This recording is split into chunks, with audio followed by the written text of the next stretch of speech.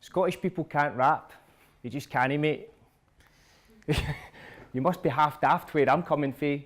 Wains are more concerned with getting bevied underage, summer rain, half Jake, chapping doors and run away.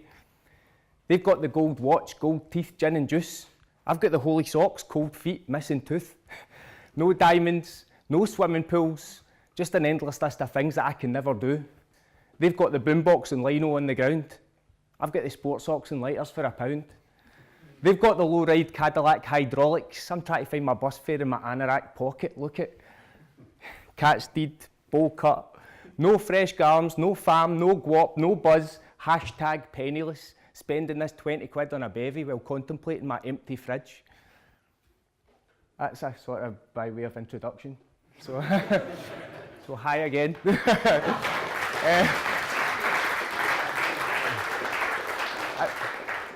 So that's one 16-bar verse of a 3-verse song that I wrote with a specific purpose in mind, which was for working with people in prisons, for working with people in community projects, and for working with people, with young people. And it serves a purpose because it instantly sets up the problems or the dichotomy, if you like, that there are between global hip-hop culture and local Scottish culture, right? And the things that don't necessarily work within the two, right? But it also works as a more interesting trope as well, which is more about stereotypes in general and the boxes that people find themselves put in, and therefore as a result it's very difficult for them to achieve other things, right? So it helps on 2 levels for me to be able to start engaging with people about writing creatively and about using hip hop and rap and breaking down some of the problems that exist within culture, within Scottish culture, in terms of whether or not you think rap could be an authentic art form or like an actual way to express the way you feel. So it's kind of a good way to kind of break the ice, but also to raise those questions. Like Bryden said, I've worked at Napier for a very long time, but I've not really engaged with the academic side of Napier necessarily the whole time that I've been here. And I find myself, bizarrely, even having worked at Napier for a long time, to often find myself in a position of being suspicious of academia and scholarship and all that sort of stuff. So this has been an interesting journey for me in the last year, where I've taken the songs that I've written over the last 5 years and written about them in an academic fashion, and it's created a PhD by Published Works in Creative Practice. It's interesting because rappers are often considered self-centered, self-absorbed, narcissistic, these sort of things you might have seen levelled or thought about hip-hop artists in the past, right? So to counter that, I decided to do a PhD in me. And I looked round for a suitable methodology to do that. I looked at a range of different academic disciplines that I could use to study my own work, and I settled on autoethnography, which is criticised for being self-centred, self-indulgent and narcissistic, right?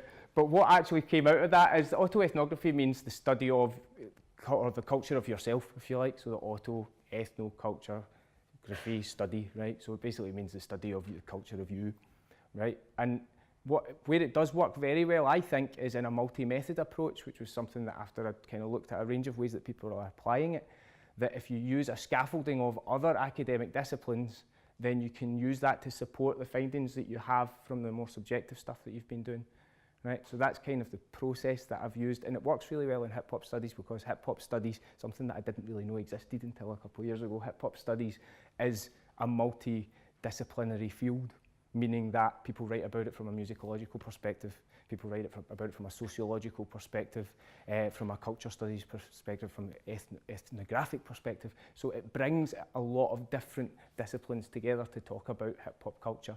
So it kind of makes sense to study it in that way.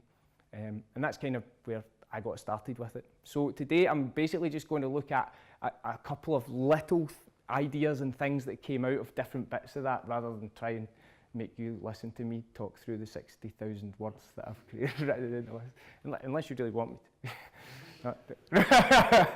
Shaking of heads, good. Right. So I guess the first thing to think about is hip hop as a global culture, just super quickly, right? And hip hop is a global culture.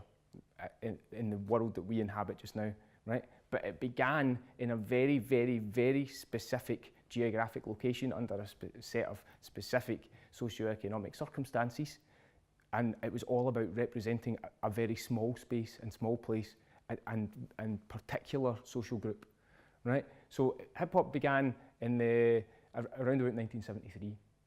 You can state particular dates like 11th of August 1973, 1520 Sedgwick Avenue if you want, right? Which would be the myth behind it when Cool Herc for the first time unveiled playing the same break on two different records.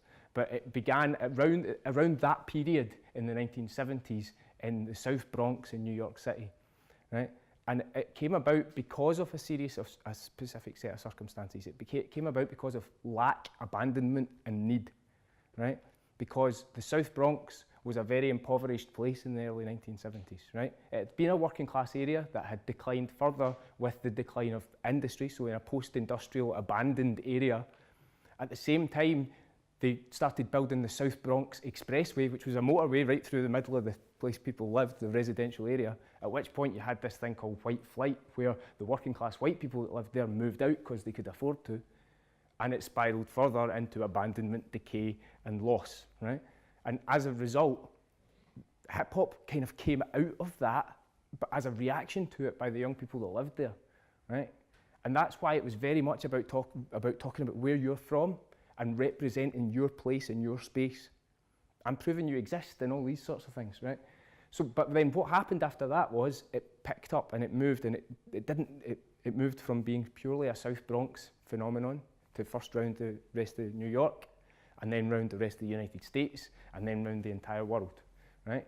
And at that point, it became a global culture with a global set of rules. And that's what this is really about how do you take a global culture with a global set of rules that only works when it's localized and make it relocalize itself at every place that it gestates and grows, right? So that's what's really interesting, because it means that there's always going to be that dichotomy of global rules and local rules, and you have to look at the way that the global is filtered through the local, and then what comes out of that is interpreted by idiosyncratically by the individual that writes it or creates it. Make sense? Yeah? Cool. Okay, so you don't have to read through that, you can do if you want. It's really just a starting point about thinking about or proving that the local is so significant, right? So what we've got here is, the first quote there is by Jeff Chang, who wrote a book called Can't Stop, Won't Stop, and it's about the history of hip hop. So he writes up the history of hip hop over a certain time period from its genesis, right? And he notes here how hip hop became first all city, then all global, like I was talking about. Then Adam Crims, who's a musicologist, observes that locality intersects with hip hop in the poetics of rap. So he's all focused on the poetics of rap, right? And his big kind of observation there is how locality intersects with history, right? Andy Bennett studied hip hop localized in different places, like in Germany, in Maine, and in Newcastle, right? And he noticed that the cultural role of hip hop and rap can't be assessed without reference to local settings, right? Then you've got Pennycook there talking again about hip hop ideology and how it's culturally mediated mode of representing and producing the local. Right now, we don't need to dive too much into those, other than to say that's historiographically, musicologically, sociologically, and linguistically, from entirely different disciplines and different ways of studying things, people coming to the same conclusion, that the local, the marginal, and the other are central to hip-hop authenticity, right? So if, like I say, if the local is so core to this, then it's interesting to look at how in different places local is represented within a global culture. Cool? So all I'm going to do just now really is to talk about a couple of ways that happens, right? So I'm going to talk about one way in particular where it's obvious that the local translates directly from the global, and then look into some ways in Scottish culture that it doesn't always work. So yeah, first of all, let's just look at this. So my study was on the poetics of rap, essentially, right? So not only did I think it was important that I had to study myself, I thought that I would write the rest of the band out of it for most of it and just study the rap, right? But so there were times where musicologically it was sensible to actually look at wider things, but it was easier for me to talk specifically about the words and the poetics, right? So as a starting point that doesn't require any filtering, then this is an example of global and local poetics in rap being a direct translation. What the rules are for the world are the same rules for Scotland, and it doesn't change, right? So and the example of that I would use here would be lyrical technical skills, right? And actually this is one of the things that people struggle with as writers in terms of developing as rap writers, right? Is that you can master all the technical skills and still lack authenticity, because the authenticity comes from the marrying of the technical ability and your ability to relate the culture that you live in.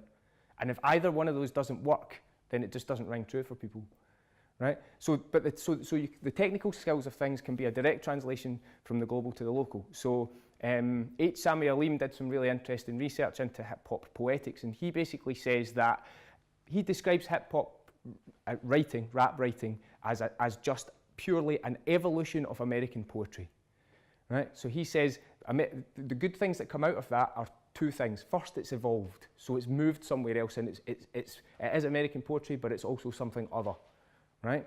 And his information that he kind of divulges that from as he looks at it in terms of poetic analysis, and he says, look, you can analyse it using standard tools of poetic analysis, so it's rooted in American poetic form, right? You can find compound rhymes, which we would call multis, from multi-syllables. You can find mosaic rhyme, where you have multi-syllable rhyme that is made up out of different syllable words, so that they're not identically symmetrical, but they rhyme with the same number of syllables. Where he says that rap poetics is actually an evolution is where you find rhyme matrices. That's a complex network of complex rhyme schemes built up together. And then more standard poetic terms like enjambment and caesura and other methods that are applied in poetics.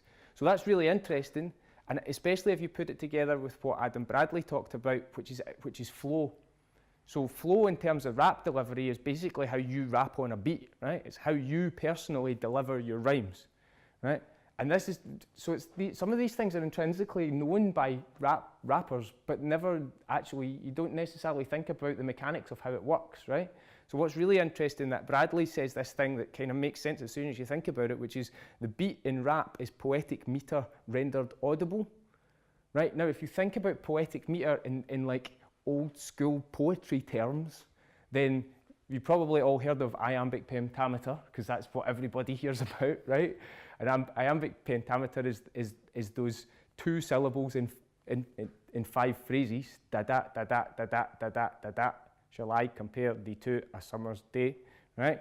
So that's iambic pentameter. The meter has to be in the words in that form of poetry. The rhythm has to be written into the words, right? So what Bradley says is that if you actually, in rap, the meter isn't in the words, the meter is in the beat.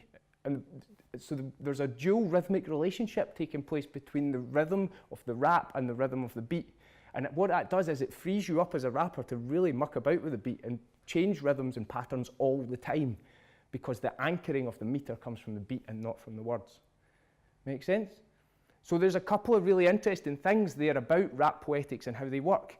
But those rules apply just as much to Scottish rap as they do to rap in any other country on the planet, right? So this is an example of global rap tactics that apply absolutely the same in terms of the mechanics of them in Scottish, right? In Scots language, right? So, and I've done a really simple example of that. So a 1983 example of this. And another thing that's really interesting about how Bradley discusses this is you listen to 1980s rap, and this is like often feel now that it's really simple, right? It falls directly on beats.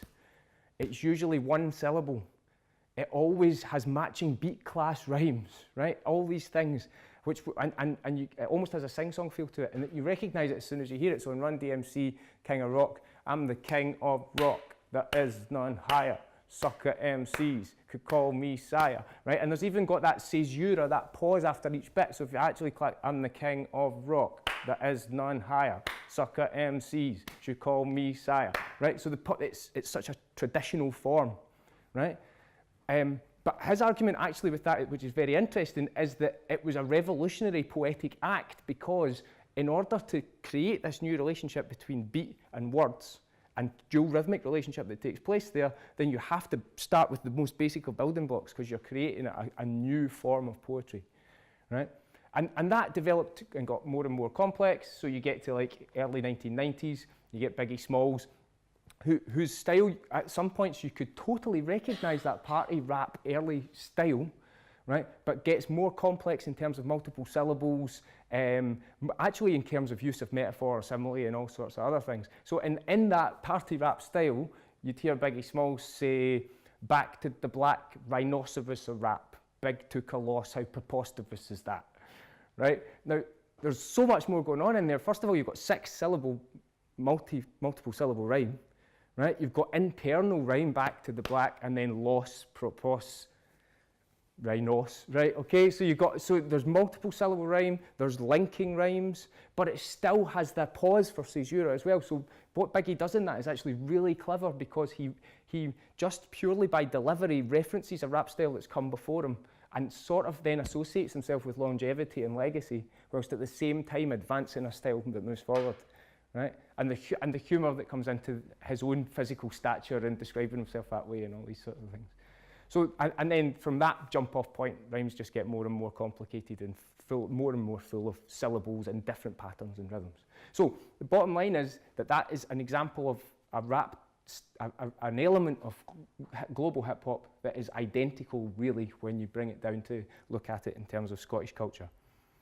So I thought I'd look at a couple of examples where it doesn't work, where the translation is required, or a reimagining was required, or a rethinking, or a repositioning, right? And so let's talk about braggadocio for a minute, right? And again, that takes us back to that idea of the self-indulgent, self-involved, narcissistic rapper, right? But braggadocio is so much more than that in hip-hop, right? So braggadocio, the idea of boasting, talking yourself up, putting yourself on a pedestal, right? If critics of hip-hop culture that aren't particularly familiar with hip-hop culture would cite this as an example of its lack of worth or its one-dimensional nature, right?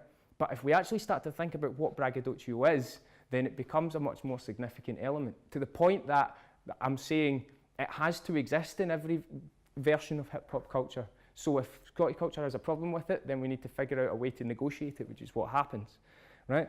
So here's a few things to think about from braggadocio. First of all, it's derived from an African-American cultural activity called playing the dozens that's been around for years, like maybe even 100 years or more, right? It predates hip-hop, it predates jazz, it predates the blues, right? So this is an African-American linguistic practice that exists well outside of hip-hop culture, right? Think about Muhammad Ali, like pre-1973, I done wrestled with an alligator, I done tussled with a whale, handcuff lightning, throw thunder in jail, right?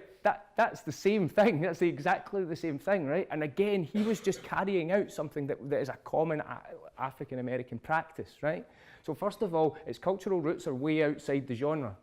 Second of all, it's actually very culturally complex. So if we think about it, playing the dozens is culturally complex because it's about new perspectives. It's about three things as you play the dozens. It's about showing your mental ability, agility, dexterity, right? It's about talking yourself up in new and innovative ways, and there's the particular important bit about it. And it's about putting your opponent down very often, so there's a competitive element to it, right?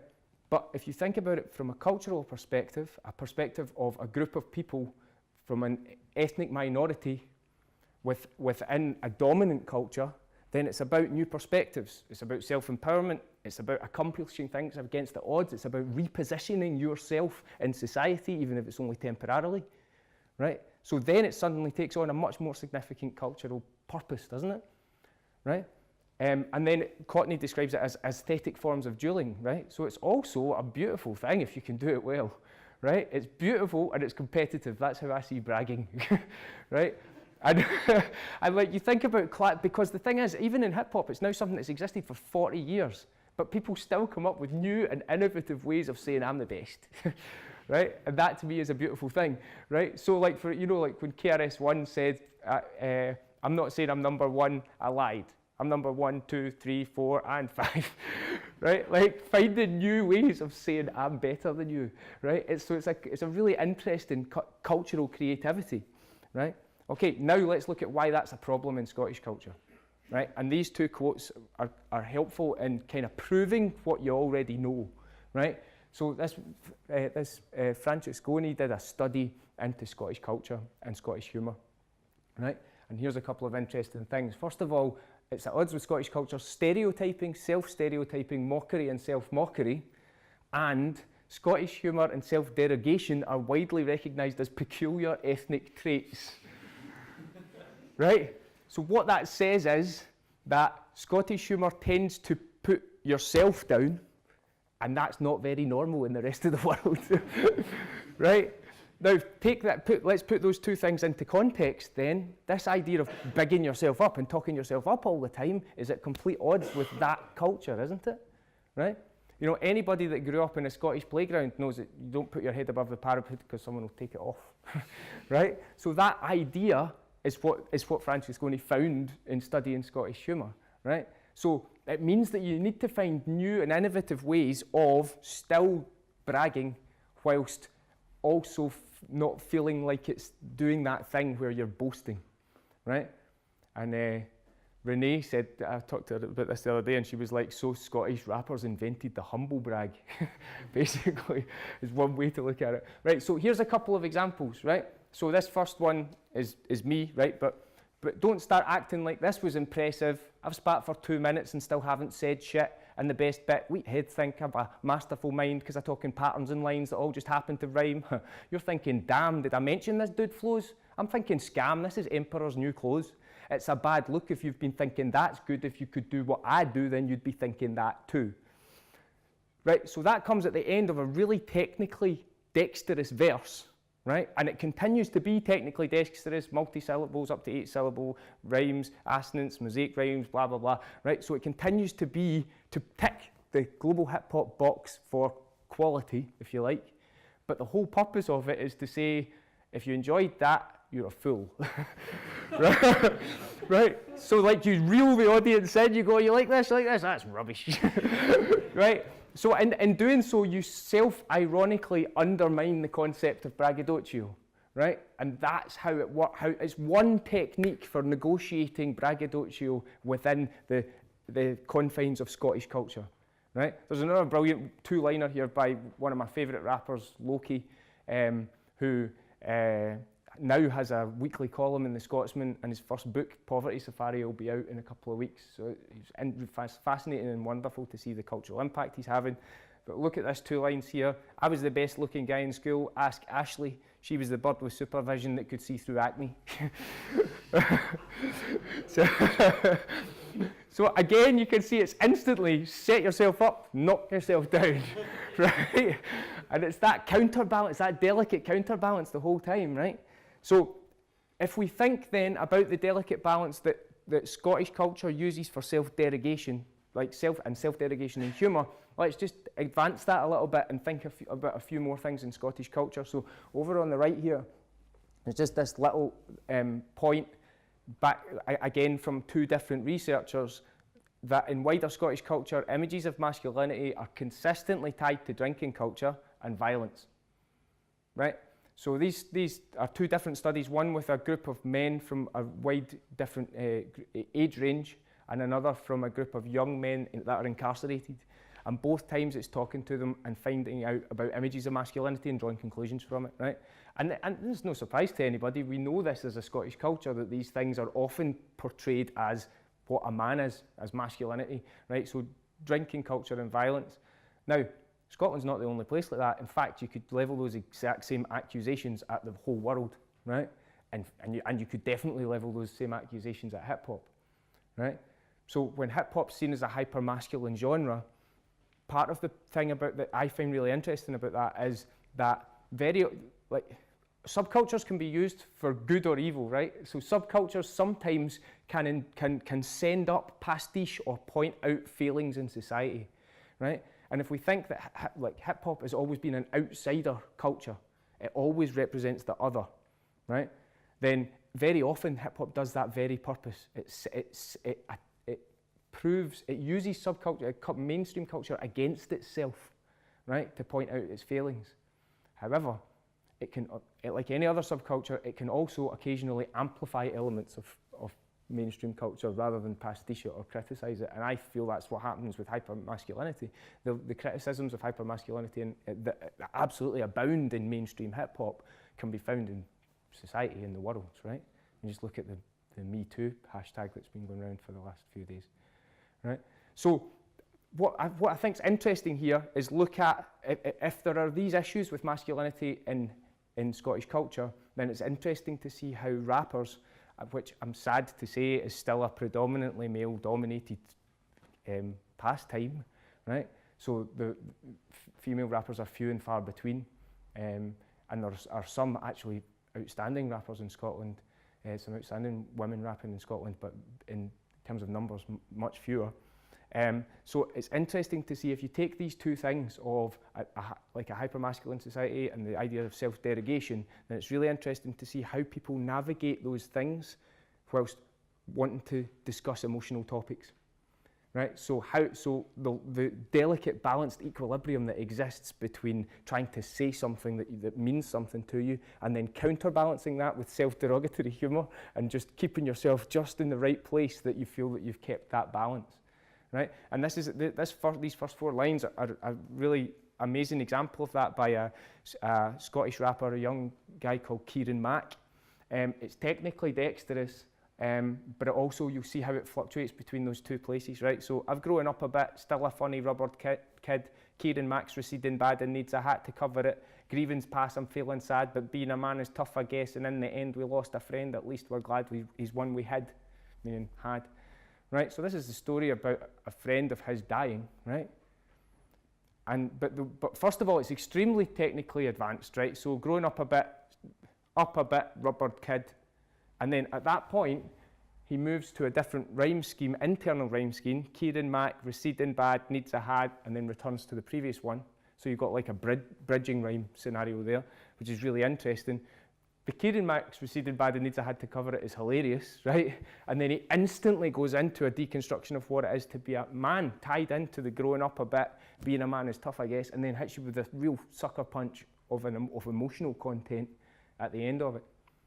Make sense? So it's that. So you can see how he's intentionally navigating these places between technical ability, self-derogatory humour, and emotional weight, and just keeping the balance right between them all. So, and one more, which is a very interesting one in terms of technical ability. So this is one of the most technically rigid, is a negative term, but most technically ordered rhyme schemes, right?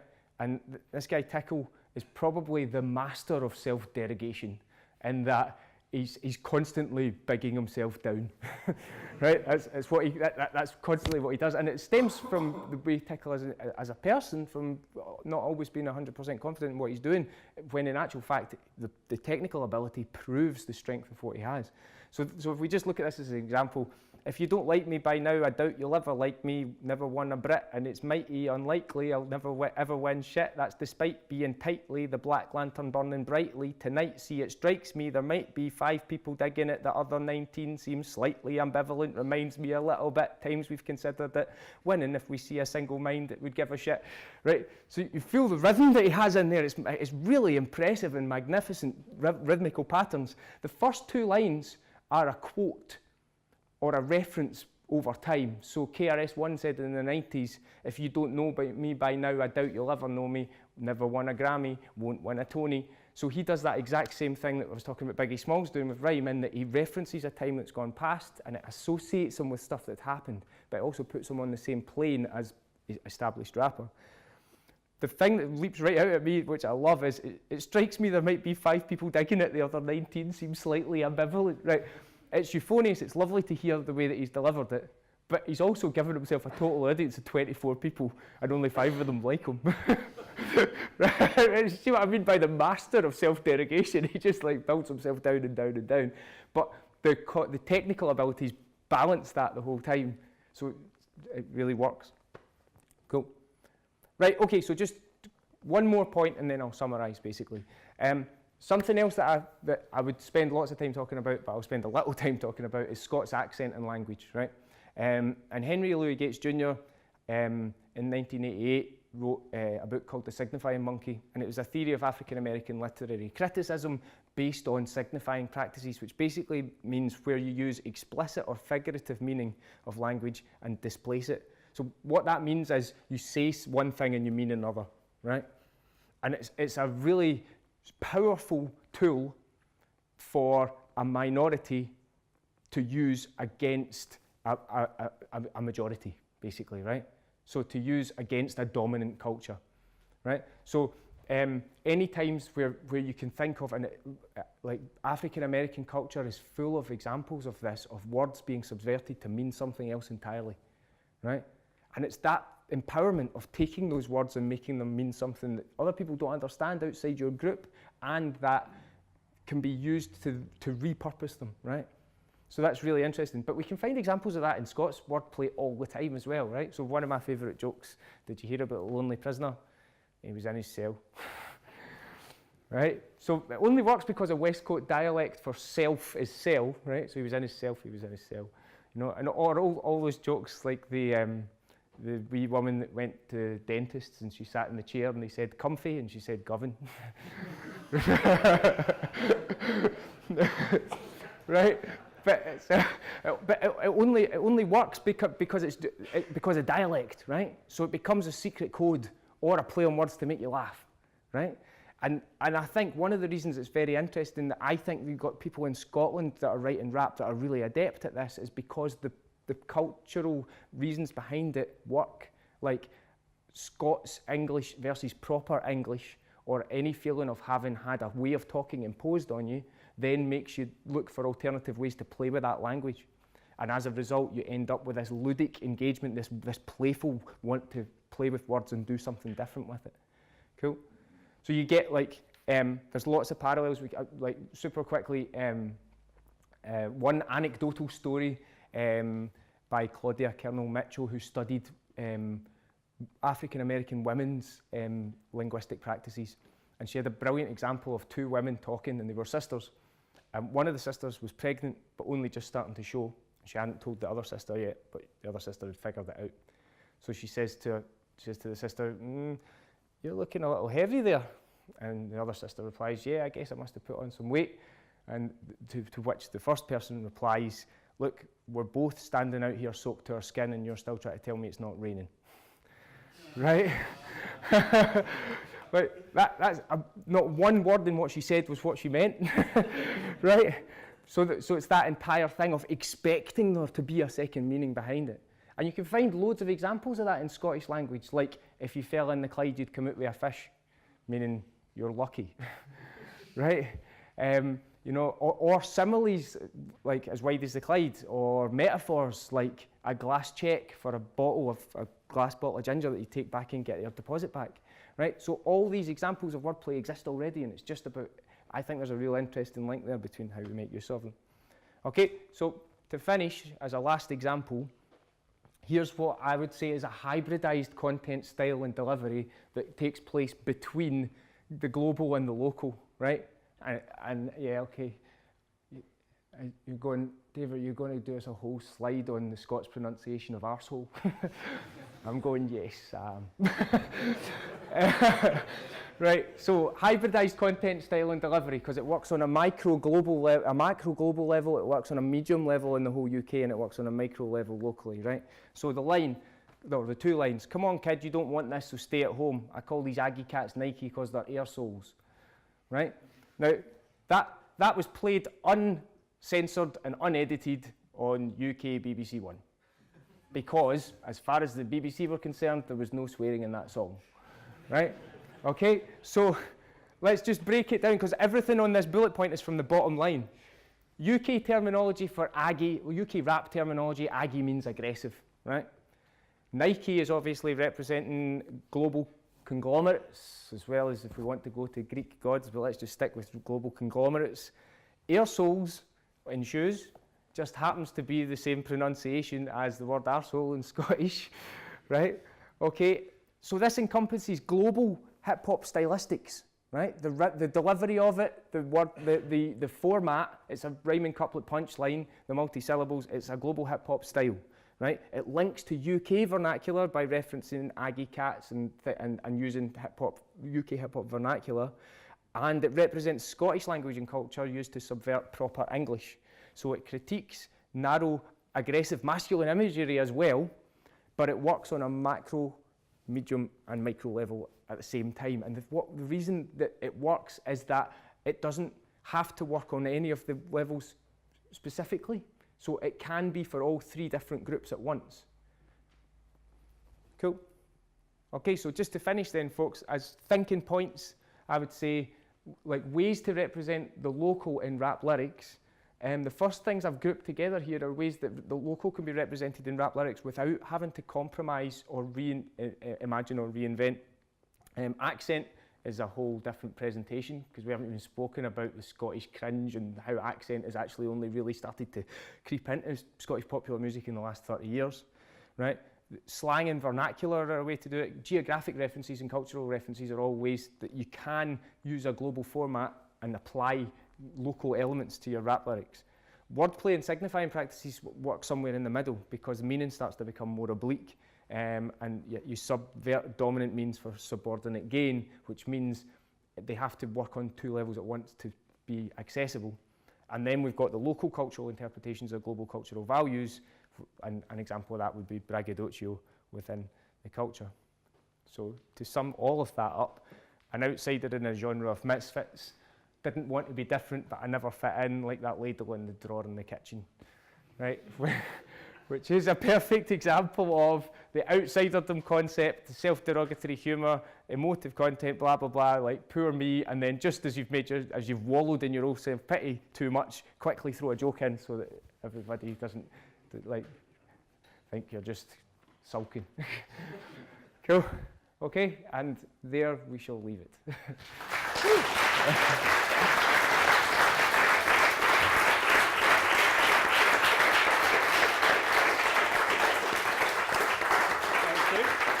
Okay, we have questions. First question here. Dave, see what you were talking about, how rap evolved from poetry and then became based instead of on like poetic meter, it became like flow, and how it stuck to the beat and stuff. See when you take that down to like UK rap or even specifically Scottish rap, when you're writing your flows, is that based on the beat and the music, or do you write it yourself? So obviously you're sticking to a tempo, but do you write the rap and then the music, or the music and then the rap? That's a really good question. I generally write to a beat. So I won't necessarily write to the beat that the words end up on, but I generally like listen to a beat and write. I don't very often, and even if I've not got a beat on, you've got a rhythm in your head that you're writing to. And I find actually I can even write to, like, not even just instrumentals, but to stuff that's got other words, and like if you've got headphones on, you can sort of tune out what's there and just listen to what you want to hear. But it's interesting because I think when I first started writing rhymes, I wrote always wrote the words first and then tried to set music to it. And I remember like reading about like Nas and Eminem and folk talking about going in the studio and just like, because at that particular time it was really popular to say, I don't write my rhymes, I just go in the studio and I write them and there and then and that's it, and it happens so spontaneously. And I remember thinking, I don't believe that. You shouldn't, like, surely you don't write to a beat. But at some point that totally changed, and I absolutely write to a rhythm now, yeah. So then all the sort of musicality, like for example, like the Stanley Odd, all the sort of musicality with guitars and stuff, that would come afterwards? It does tend to. I mean, with Stanley Odd's an interesting example because we tend to write a musical, like a piece of music as a band, and set words to it, and then go into the studio and record that music, and then sample what we've recorded and rebuild it again. So that's how we end up with what we're happy with in terms of hip-hop authenticity, right? So for us, hip-hop authenticity feels like having that technology meets the organic thing going on. So we actually the recorded version just becomes like like a 1960s or 70s record that you can sample, and you're basically sampling yourself and then rebuilding it again. So it takes longer than it would be nice. But yeah, so it goes through an extra stage. But yeah, I mean, I think personally for writing rhymes, you just always have a rhythm in your head. Sometimes it's an actual thing you're listening to, which I find really helpful to have instrumental. Okay, we've got a question up there. Do you find yourself falling into the same sort of rhythmic phrases when you deliver, or do you experiment with different subdivisions and different Do you know that? divisional phrases? That's a really good question, man.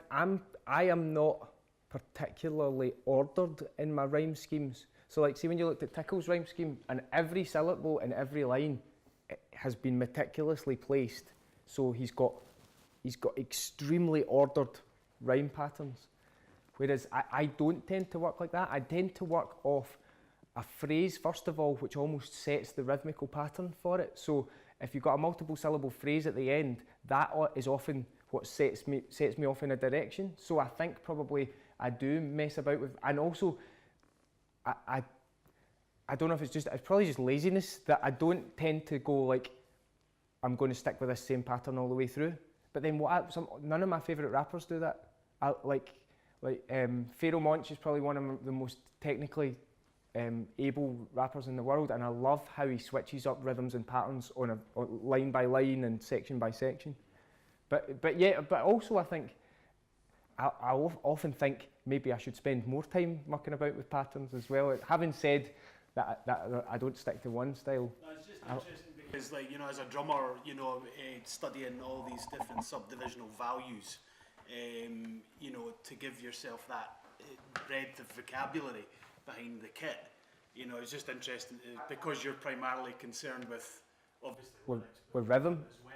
You know what I mean? I absolutely think that rappers spend, you know, an equal amount of time there felt like studying rhythm, like, you know, by basically studying like all their heroes and looking and listening to them. And interestingly, times change and fashions change. So just now, slow tempos and super fast lyrics are very fashionable from like London grime. So you look at young rappers in Scotland now, double time, super fast patterns are like sort of their go-to place. But one of the best guys at doing that, Shogun, who's the guy that did like 2 million views on his net video, what makes him stand out is that he switches up his flow all the time. So he doesn't just do that super fast triplets and double time stuff. He'll stop it when you don't expect it, change the flow, and then go back to it again. Okay, take one more. You know, you were talking about like being braggadocious and like lyrically competent, and like making your music very local to where you live is all part of the genre. Like that's what hip hop is.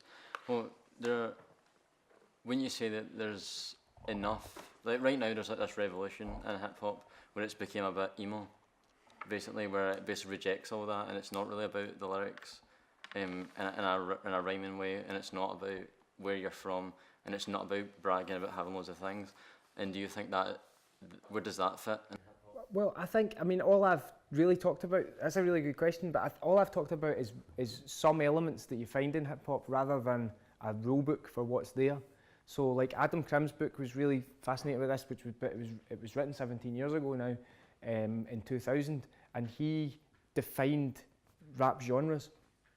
And actually, so they all have similarities, but they all are strikingly different. So party rap was what he found, that like matching beat class, single syllable rhyme style with a sing-song feel to it. So he defined that as party rap. And then he had sort of jazz bohemian rap, which had a certain style to it. It was also very knowledge didactic based, meaning it was about knowing things and teaching them, right? And then he had gangster rap as a genre, you know, which had very little interest in the knowledge didactic style. So I think like what we're talking about now in that emo style is just like another genre of it. And it's never, I don't think there's no place for anybody that's, you know, a bit older saying that style shouldn't be happening or that shouldn't be happening anymore, because the whole thing is about letting it evolve and see where it goes. Okay, thanks very much, Dave. Cool.